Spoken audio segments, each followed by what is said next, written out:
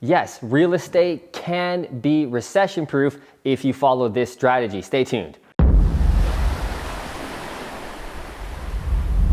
What's up guys, welcome to my channel where yes, I am a YouTuber, but I'm also a real estate investor and real entrepreneur doing real things in the background, not just up here on social media talking about it. So yes, real estate investing can be recession proof if you're following the right strategies, which I'm gonna share with you right now. So number one, the biggest thing we need to realize is that real estate will always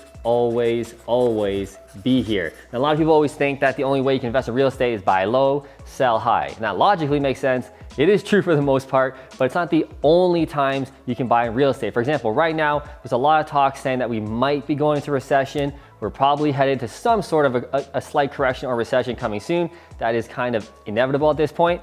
But so a lot of people are throwing up their hands saying, I can't invest in real estate. In my area of Kitchener-Waterloo, Ontario, Canada, where I'm also a real estate agent specializing only with investors, a lot of people are saying, you know, this area is dead. All areas are dead. America, USA, Canada, it's impossible. You can't invest anymore. The recession is here. And that is not true. We just need to kind of change our strategy. But the first thing to realize is that real estate will always be here. Everybody needs a roof over their head. There will always be tenants. One thing I always say on my channel all the time is that there have been landlords for thousands and thousands and thousands of years making money on real estate one way or another, even back thousands of years. But now, more modernly, yes, there will always be tenants looking for properties to live in. They have to raise their kids somewhere, and we need to be covered up by the rain and be warm, especially here in the northern climate. So we need houses of all types of all the time. So the second thing is, and the way to really master this, because the real thing here is that we want to be a sophisticated investor. We don't want to just be an average Joe investor. I'm assuming if you're watching this video here on this channel, you're probably interested in being a real estate investor to give you financial abundance so you can live life on your own terms and do what you want. So if that's the case, we need to learn the real estate cycles. Now, when I first learned this from Don Campbell and a lot of the people at RAIN, the Real Estate Investment Network, years ago, this really changed everything for me and changed the way I looked at real estate. Because I also thought like, oh, there's only one time to buy real estate. You know, back in 2008, that was a great time to buy. Everybody knows that. And people now are realizing, well, now's a good time to sell. And now we gotta wait for the next 2008. Might be 1 year, 2 years, 3 years, 4, we don't know. Okay, so what are you gonna do? Sit on the sidelines and just not do anything? Just go to work every day at the job you probably don't like and just make your income that you're probably not happy with anyway? No, we can always be investing in real estate if you understand the cycles. So number one, we got the slump phase, we got the recovery phase, and we got the boom phase. And how this looks on a chart is it's kind of like this, and it repeats itself over and over and over again. So here at the bottom, you know, we got the slump phase. So this would be like 2008 to put it in, you know, I don't know, a timeline. So slump phase, so that means correction, you know, a dump. So slump phase, and then it kind of, well, this whole thing would be the slump phase.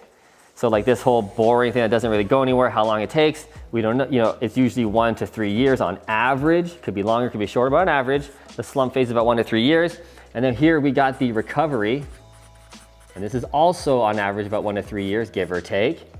So we got the recovery, which is things going up. And then obviously here, right about here, we got the boom. This is when everybody realized it. The average Joe, the plumber, the guy who works at your office, whoa, real estate's crazy. Yeah, well, you're a little too late. It's been crazy from here, you know, going all the way here. But when the general public finds out about it, we're in the boom phase right about here. And then we rock this, you know, for about, again, like 1 to 3 years. So the average cycle, an entire cycle, is about 7 years on average, 7 to 10 years, give or take, looking back at all the other cycles that we've had. So we got the boom phase here, and then what happens here, which is a lot of people think we're, you know, right about here on the timeline, maybe even right here, which is the slump phase. So we start dumping, and then we go flat, and then it repeats itself. Maybe 2025, somewhere over here will be the recovery and the boom phase again. So you see the cycles. So once you understand these things, it kind of helps you pivot to what to do next, which is my biggest thing. Oops, going crazy here. Number 3, which is pivot. A lot of people can't. They just can't wrap their mind around changing. You know, even for me for a hard time, you know, we've been going full on with the flips for about 2-3 years. You know, we flip about 25 to 30 properties. We have 13 employees doing this all in my local area of Kitchener-Waterloo, Ontario, Canada. We're going full on. And we're still gonna go full on, but now we need to slightly maybe change what we're gonna do coming up next. So before this, in the last recovery phase from 2012 to about 2 years ago, I was heavy on buying rental properties, doing duplex conversions, buying rental properties, holding them. And that, when it was crazy a year ago, 2 years ago, we kind of changed. We kind of slowed down on the rental property buying because prices were really high. The rents didn't make sense anymore. It wasn't really cash flowing. So we switched to flips more full on. So you have to be willing to pivot. A lot of people aren't. They're stuck in their ways of like, I buy rental properties only. That's all I can do. It's all I understand. And for the past 2 years, you probably had a really hard time buying rental properties. The properties values are going insane. The rents aren't catching up. Like all your renters don't want to live in these crazy high rent prices. So you can see how people would get really stuck and not know what else to do. So for example, I'll give you a quick little, strategy on what to do. So during the slump phase, sorry about my writing, by the way, it's absolutely terrible. So during the slump phase, obviously, rental properties are absolutely amazing, and flips can be, you gotta be a little more careful because you're buying at the bottom.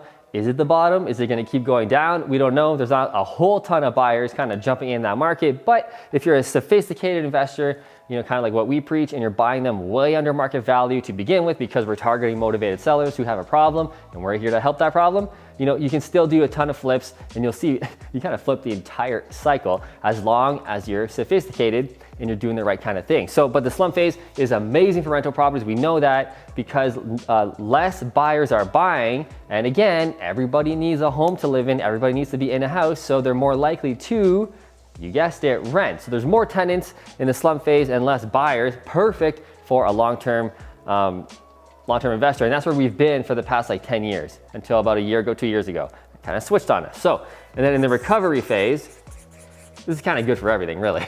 But again, rental properties are really good. Starting to get a little tougher, but still really good. Flips are gaining even better. We can see the trend going up. The biggest thing is you never want to invest, even in the stock market or anything, you don't want to invest, here at the top. You kind of want to invest like not at the bottom either, because we don't know how much lower it could keep going. We want to invest like right about here.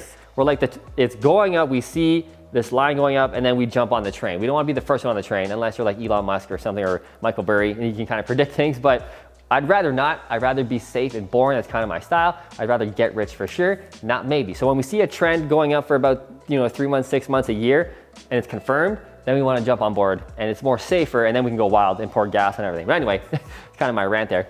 So in the recovery phase, rental properties are great, flips are great, and then in the boom phase, it kind of switches on us just a little bit. Flips are amazing for what we've seen the past 2 years. Any property you slap on the market, it sells in 2 days, 6 hours, 24 hours for an amazing price. There's buyers everywhere. Everybody's kind of got FOMO. They want to jump in the market. So it's a great time to be a seller in a seller's market. Flips are great for sellers markets, and that's the boom, right? So rental properties get a little tougher, but again, people still got to live somewhere. And then the one wild card is Airbnb.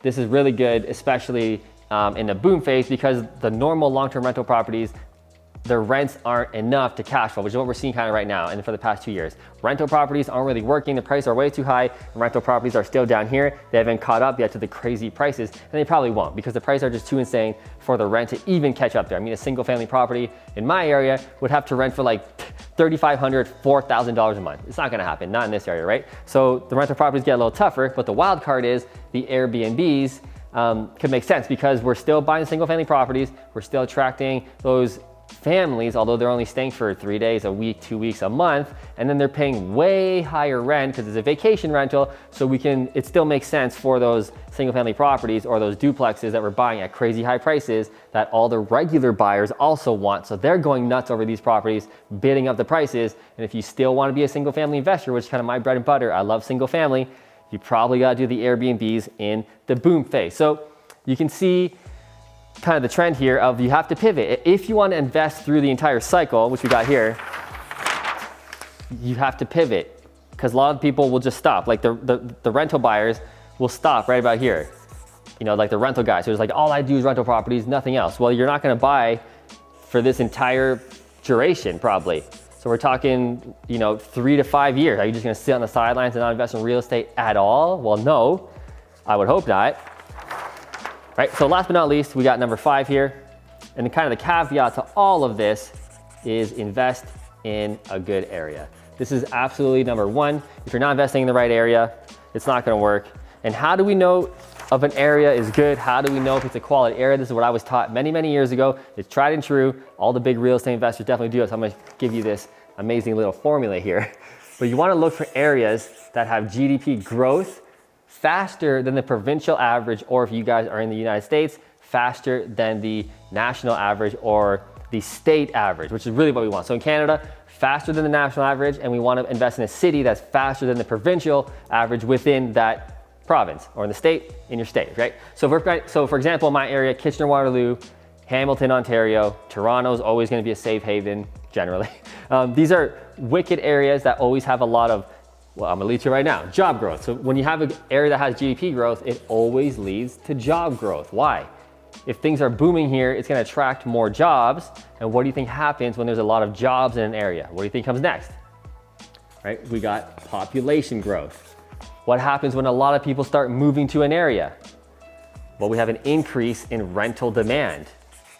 Why rental demand? Well, if they're moving to a new city, most people don't really want to buy right away, especially if they're moving across the country or across the province. They may want to rent in that city, see if they even like their new job for a little bit, and see if they like the area that they're in. So they might rent for 1, 2, 3 years, and then what does that lead to?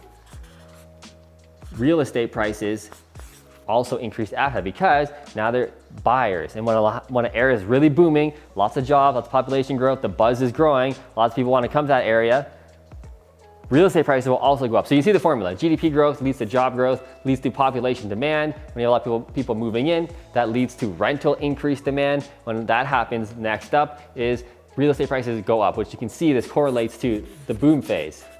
We can see here this correlates to probably the slump phase. An area gets smacked in the recession, maybe the automotive industry takes a little bit to recover, people kind of relax, then things start happening again, the auto parts start coming in, the jobs start coming in, people move to the area. You can see this cycle happen all the time if you really think about it, but most people have never even thought about this or seen this kind of thing put out on a piece of paper, which is why I wanted to do it. So anyway, guys, if you like this video, if you learned anything, smash that like button. Also, if you're investing in the Kitchener-Waterloo area, hit me up, because I am a real estate agent specializing only with real estate investors. That's all we do. I don't sell John and Lucy's nice house with a white picket fence for commission.